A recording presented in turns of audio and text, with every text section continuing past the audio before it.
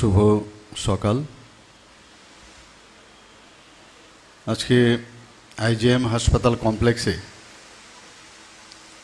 যে আগরতলা সরকারি নার্সিং কলেজের যে উদ্বোধন, সেই উদ্বোধনকে সামনে রেখে মঞ্চে আসীন আছেন আমাদের ত্রিপুরা সরকারের মাননীয় secretary health and family welfare government of Tripura doctor Debashis Basu, director medical education government of ত্রিপুরার professor doctor H P. Sharma, doctor Supriya Mallick, incharge director of family welfare and preventive medicine. এখানে সামনে উপস্থিত আছে doctor Shankar Chakraborty, medical superintendent AGNC, এবং প্রিন্সিপাল মহোদয়ও এখানে এজিএমসির উপস্থিত আছেন, এবং এই নার্সিং কলেজের যিনি ইনচার্জ প্রিন্সিপাল, যিনি ওনার প্রারম্ভিক ভাষণে এখানে সবাইকে স্বাগত জানিয়েছেন, ডক্টর মৈত্রী চৌধুরী মহোদয়। তাছাড়া এখানে বিভিন্ন নার্সিং কলেজের যারা প্রিন্সিপাল এবং অন্যান্য যারা ফ্যাকাল্টিরা এখানে উপস্থিত আছেন, এবং আমাদের আগরতলা গভর্নমেন্ট মেডিকেল কলেজের বিভিন্ন ফ্যাকাল্টি এবং আগরতলা গভর্নমেন্ট নার্সিং কলেজের যারা ফ্যাকাল্টিরা আছেন, স্টাফরা আছেন, এবং যারা স্টুডেন্টরা আছেন, এবং মিডিয়া বন্ধুগণ, সবাইকে আমি হার্দিক অভিনন্দন, আজকের এই মহতী অনুষ্ঠানের জন্য শুভেচ্ছাও জানাচ্ছি। হেলথ ইজ ওয়েলথ আমরা সবাই জানি, এবং সেটাকে সামনে রেখে আমরা ত্রিপুরা সরকার চেষ্টা করছি একটার পর একটা এখানে ডেভেলপমেন্ট করার। আপনারা সবাই জানেন যে আমাদের এখানে দুটো মেডিকেল কলেজ আছে, আর একটা মেডিকেল কলেজ প্রাইভেট ইনভেস্টর তারাও ইচ্ছা প্রকাশ করেছে, সেটাও আমাদের আমবাসাতে সেখানে জায়গাও নিশ্চিত হয়ে গেছে, সেখানে হওয়ার সম্ভাবনা রয়েছে। ওনারা ইন্টারেস্ট দেখিয়েছে, মৌ আমাদের সাথে স্বাক্ষর হয়েছে। এই আইজিএম হসপিটালে এখানে ডেন্টাল কলেজ এই বছর থেকেই ছাত্রছাত্রীদের ভর্তি আরম্ভ হয়ে যাবে, এবং সেটারও ক্লাস শুরু হবে এই বছর থেকেই। পাশাপাশি আজকের এই আইজিএম চত্বরে যখন এই নার্সিং কলেজ উদ্বোধন হলো, দেখা গেল যে আগে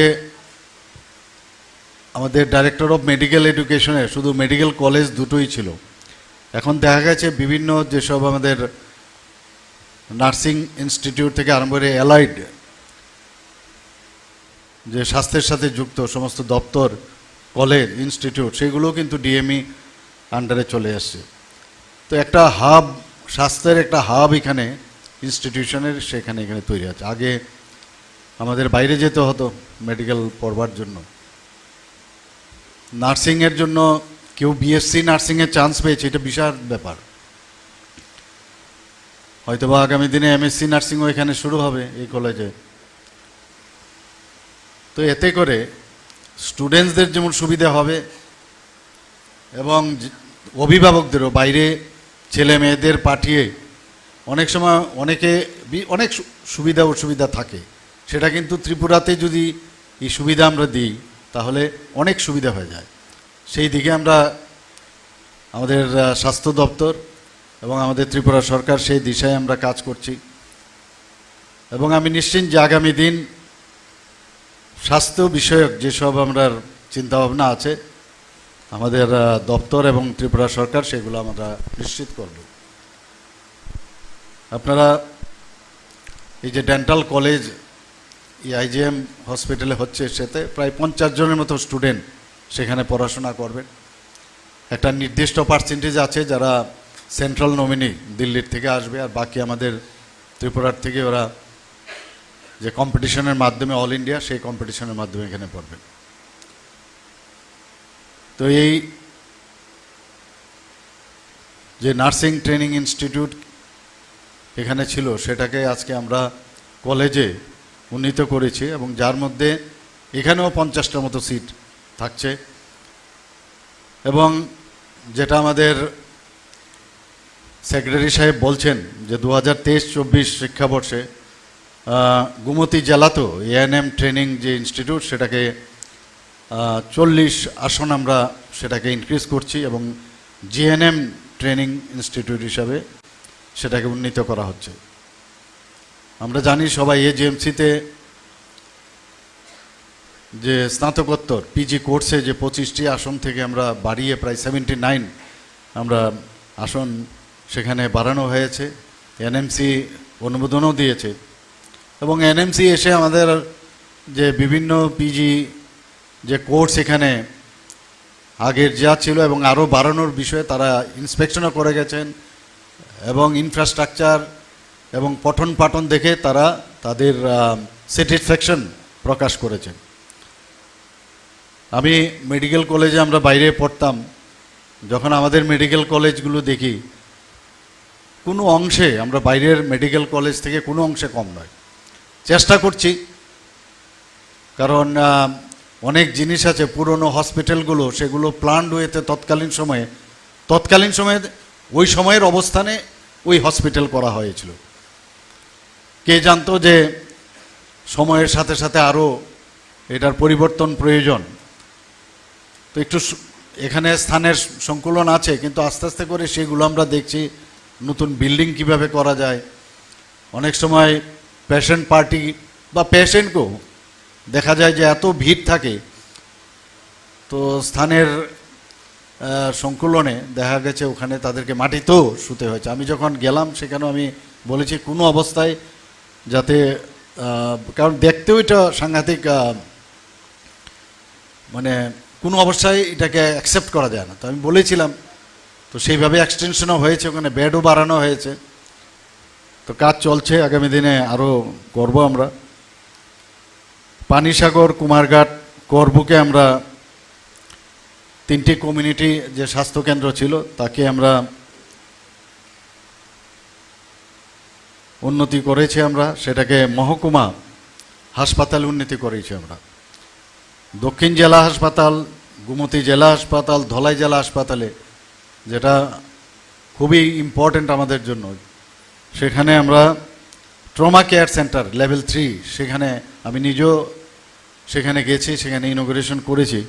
তো ট্রমা সেন্টারের থাকাতে অনেক সুবিধা হয়েছে। আপনারা জানেন যে বিশেষ করে রোড ট্রাফিক অ্যাক্সিডেন্ট বা উপর থেকে কেউ পড়ে গেল বা বিভিন্ন অ্যাট্রোসিটিসের কারণে যখন ইনজিউর্ড হয়, তো সেই যে স্পোর্টস ইনজুরি ইত্যাদির কারণে মানুষ তখন পেশেন্টকে নিয়ে দৌড়তে দৌড়তে একদম সেই গাড়ি পায় না, সেই জিবি হাসপাতালে আস্তে আস্তে রাস্তার মধ্যেই অনেকে মারা যায়। তো ট্রমা সেন্টার থাকাতে একটা সুবিধা হলো all the facilities R available দেয়। এতে করে তাৎক্ষণিক যে বিষয় সেই দিশায় আমরা ওখানে এই ট্রমা কেয়ার সেন্টার আমরা সেখানে চলছে। আমরা তরাই বেইলি মহকুমা হাসপাতালকে সেটাকে আমরা এক্সপানশন করে প্রায় 20 শয্যা বিশিষ্ট নতুন ভবন আমরা তৈরি করেছি। 2022-23 যে অর্থ বছর সেখানে কাকরাবন, রাজনগর যে প্রাথমিক স্বাস্থ্যকেন্দ্র পিএসসি সেটাকে আমরা কমিউনিটি সেন্টারে আমরা উন্নতি করেছি। বক্সনগর, কাঞ্চনমালা, মোহনপুর, কল্যাণপুর, নতুন বাজার এবং অম্পিতে আমরা 6টি নতুন প্রাথমিক স্বাস্থ্যকেন্দ্রের ভবনের উদ্বোধন করা হয়েছে। শুধু তাই নয়, আমরা ডিজিটাল যে উদ্যোগের অঙ্গ হিসাবে মেরা হাসপাতাল পোর্টাল সেটাও চালু করা হয়েছে এবং তা হসপিটাল প্ল্যাটফর্মের সাথে যুক্ত করা হয়েছে, যা ক্যান্সার যারা এফেক্টেড তাদের জন্য যে পরিষেবা প্রয়োজন সেটা সুবিধা হয়। তাছাড়াও এজিএমসি এবং জিবিপি হাসপাতাল এবং যেগুলো আমাদের মহকুমা হাসপাতাল সেগুলোতে রেডিওলজি এবং টেলিরেডিওলজির পরিষেবারও চালু হয়েছে।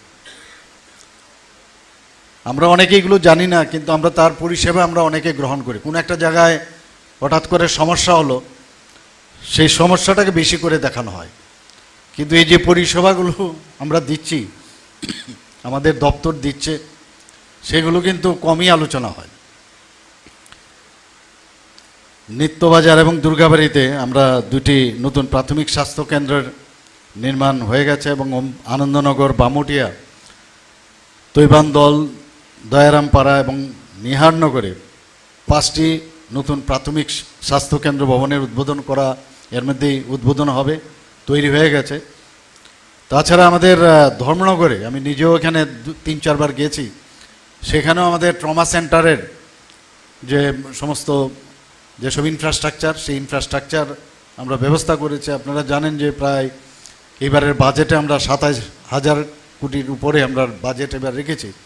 ইনফ্রাস্ট্রাকচারের জন্য অনেক অর্থ সেখানে আমরা রাখা হয়েছে, কারণ ইনফ্রাস্ট্রাকচার যদি ডেভেলপ না করা যায় তাহলে কিন্তু যারা ইনভেস্টার তারাও আসতে পারবে না, বা আমাদের জন্য কাজের যারা লোকাল ইনভেস্টার তাদের জন্য অসুবিধা হয়, সেই ব্যবস্থা আমরা করছি।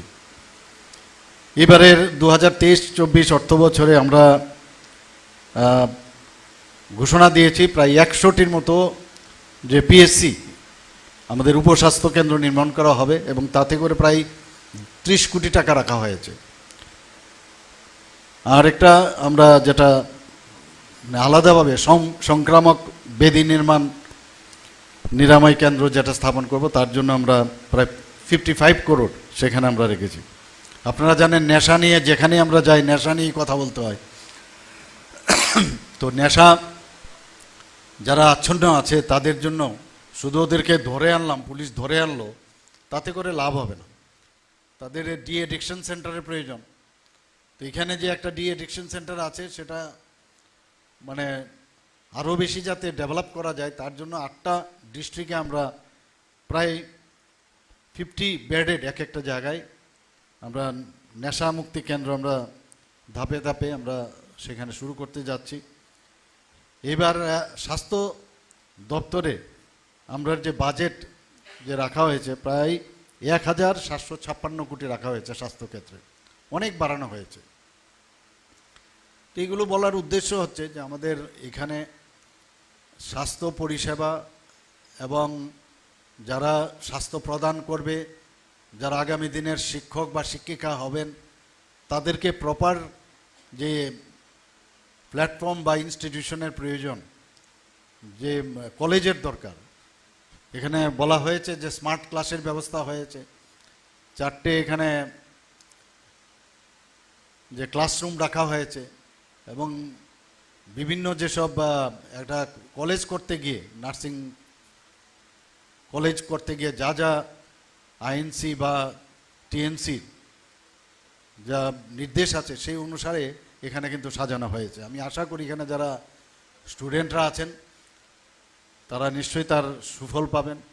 যারা শিক্ষক শিক্ষিকারা আছেন তাদেরকে আমি বলবো যে আপনারাও সিনসিয়ারলি আপনারা করেন সেই কাজটা, আরও সিনসিয়ার হয়ে একদম মডার্ন যে বিষয়গুলো, কারণ এভরিডে নতুন নতুন জিনিস আসছে, সেইগুলোকে জানা এবং স্টুডেন্টদেরকে বলা এবং তার ইমপ্লিমেন্টেশন, এবং প্র্যাকটিক্যালি এখানে যে ভিডিওর যে একটা ছোট দেখানো হয়েছে, দেখা গেছে এখানে খুব সুন্দরভাবে কিভাবে মক স্টাইলে তাদেরকে ট্রেনিং দেওয়া হবে সেই বিষয়েও দেখা হয়েছে।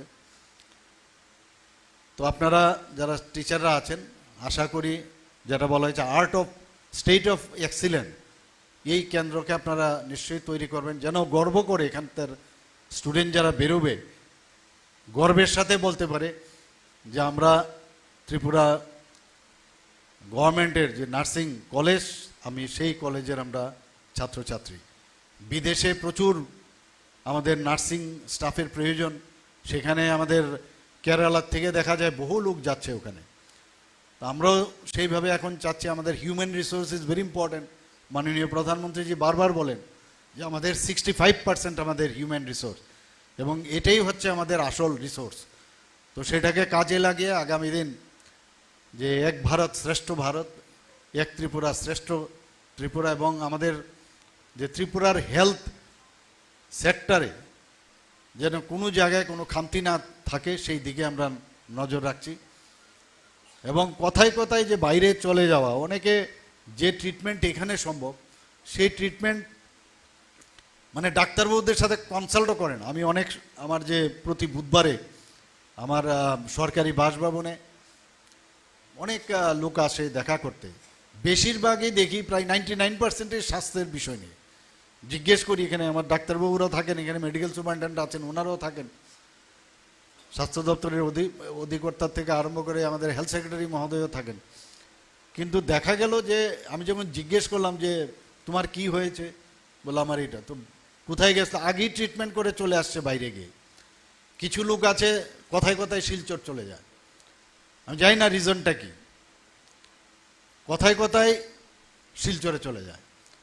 এবং এদেরকে যারা পেশেন্ট পার্টিকে, আমার কাছে যা খবর আছে সেই হসপিটাল চত্বরেই এদের লোক থাকে, ওদেরকে বলতে থাকে আরে এখানে কি ট্রিটমেন্ট হবে, চলে যান শিলচরে, এখানে কি ট্রিটমেন্ট হবে, চলে যান চেন্নাইয়ে। তো এটার বিষয়ে আমরা আমাদের দপ্তরকে আমি বলেছি কয়েকবার, এটার বিষয়ে আমাদের দেখতে হবে, যে চিকিৎসা এখানেই সম্ভব। তো ওরা যেভাবে আসে, আমি বললাম এখানে আপনারা দেখান, যেটা এখানে এখন 9টা সুপার স্পেশালিটি আমরা করেছি, এখানে সব ধরনের চিকিৎসা হয় এখানে, কেন বাইরে যাবে, এটা হয়। আবার অনেক সময় আমরা যারা ডাক্তারবাবুরা আছেন বা স্টাফরা আছেন, সেখানেও একটা এরকম একটা চিন্তা ভাবনা যে একটা রুটিন ব্লাড টেস্ট দেওয়া হচ্ছে হসপিটালে, আর এখানে কি করবেন, বাইরে চলে যান, এখানে রিপোর্ট ঠিক হয় না। এই যে আমরাই কিন্তু আমাদের নিজেদের পায়ে কুড়োল দিই। আমার হসপিটালের যে ডাক্তারবাবু সেই তো প্রাইভেটে থাকে, বরং প্রাইভেটে তার ইনফ্রাস্ট্রাকচার কম। কথায় কথায় আমরা প্রাইভেটের নার্সিংহোমে চলে যাই, আর নার্সিংহোমে সেই ফেসিলিটি, একটা বিপদ যখন হবে সেই নার্সিংহোমে কিন্তু সেই বিপদকে কাটানোর সেই ইনফ্রাস্ট্রাকচার নেই, তার পক্ষে সম্ভবও নয়। একটা বাদ দিলে সবকটাই এরকম, কিন্তু কেন আমি হসপিটালে যাব না, সেটা সিজারি হোক, সিজারিয়ান সেকশনই হোক, বা নর্মাল ডেলিভারি হোক, যে কোনো বিষয়ে ছোটোখাটো সার্জারি হোক, নার্সিংহোমে চলে যায়। প্রবলেম হলে তখন আমরা জানি কি হয়, দৌড়ে তখন আইজিএম হসপিটালে আসে বা জিবি হসপিটালে চলে যায়। এই যে বিষয়গুলো মানুষকে বুঝানো, জানানো, এবং আমি নিশ্চিন্ত যে আগামী দিনে আমাদের রেফারেলও অনেক কমে গেছে আগের থেকে। এখানে যেভাবে সুপার স্পেশালিটি এবং স্পেশালিস্ট ডাক্তারদেরকেও সেভাবে সম্মান, প্রায় 22 থেকে 23 বছর ধরে ওদের প্রমোশনই হয়নি, আমরা প্রমোশন দিয়েছি এখন। তো সেইভাবে আমরা চেষ্টা করছি, বিভিন্ন ত্রিপুরা হেলথ সার্ভিসের যে রুলস সেটাকেও আমরা পাল্টিয়েছি। তো সব দিকে সরকার চেষ্টা করছে, সবাই তো 100% সবার মানে মনের সাথে মিলে আমরা কাজ করে ফেলবো সেটা ভাববার অবকাশ নেই। করব আমরা আমাদের সীমিত ক্ষমতার মাধ্যমে, আমরা নিশ্চয়ই করব, কিন্তু করতে পারবো না সেটা কোনো অবস্থায় আমরা বলবো না। আমাদের করার ইচ্ছে আছে, একদম হাইয়েস্ট পয়েন্ট যেটা স্বাস্থ্যক্ষেত্রে যা যা সুযোগ সুবিধা আমাদের স্টুডেন্টদের, তাদের যে পারফরমেন্স, আমি এখানের ম্যাডাম যিনি আছেন ইনচার্জ, আমি বলবো যে আপনারা নিশ্চয়ই জানেন কারিকুলাম, সেই কারিকুলাম ডেইলি তাদের রিপোর্ট আপনি নেওয়া উচিত। আমি সিবিএসসির একটা এবার রামকৃষ্ণ যে বিদ্যালয় আছে ওনার যে প্রিন্সিপাল মহারাজ, উনি একটা যে স্টুডেন্টসদের কিভাবে তাদের মানে পারফরমেন্স ডেইলি নেওয়া যায়, উনি একটা ইনোভেটিভ একটা প্রপোজাল সিবিএসসির কাছে দিল্লিতে পাঠিয়েছিলেন, অ্যাকসেপ্ট হয়েছে। তো ইচ্ছে করলে অনেক কিছু করা যায়। গতানুগতিকভাবে আসলাম, ক্লাসে পড়ালাম, স্লাইড দেখালাম, এতে কাজ হবে না। কিছু এক্সট্রা যে আমার স্টুডেন্টকে আমি এট দ্য বেস্ট আমার বানানো প্রয়োজন সারা ভারতবর্ষের মধ্যে। আশা করি আপনারা সেই কাজটা করবেন। এখানে আজকের এই যে নতুন কলেজ, এখানে নার্সিং কলেজ এখানে আজকে শুরু হলো, তার জয়যাত্রা হোক, সুগম হোক এবং ভালো হোক আগামী দিন। এবং সবাইকে এখানে যারা উপস্থিত আছেন হার্দিক অভিনন্দন ও শুভেচ্ছা জানিয়ে আমার বক্তব্য এখানে শেষ করছি। নমস্কার, জয় হিন্দ। অনেক অনেক ধন্যবাদ জানাই রাজ্যের মাননীয় মুখ্যমন্ত্রী প্রফেসর ডক্টর মানিক শাহ মহোদয়কে। আমরা এতক্ষণ শুনলাম তার মূল্যবান বক্তব্য, আবারও তার প্রতি রইল অশেষ কৃতজ্ঞতা। আমরা আনন্দিত এই মুহূর্তে আমাদের মধ্যে উপস্থিত রয়েছেন ডক্টর অরুণাভ